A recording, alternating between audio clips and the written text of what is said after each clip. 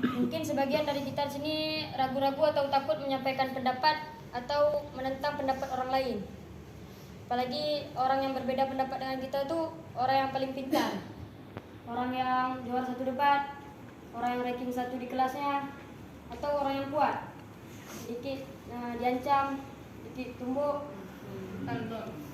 Jadi jangan pernah takut untuk menyampaikan pendapat, karena mungkin nggak selalu orang yang pintar itu pendapatnya selalu benar.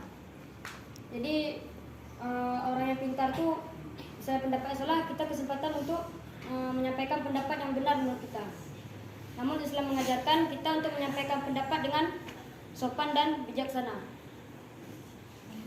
Sebagai teladan dari hal keberanian dalam menyampaikan pendapat ini, kita bisa melihat Rasulullah SAW yang selalu mendengarkan pendapat sahabatnya, baik yang lebih muda maupun berbeda pendapat dengan beliau. Walaupun ada sahabat yang berbeda pendapat dengan beliau, Nabi tetap mendengarkan, menyimak dan menghormati pendapat sahabat sampai habis terlebih dahulu.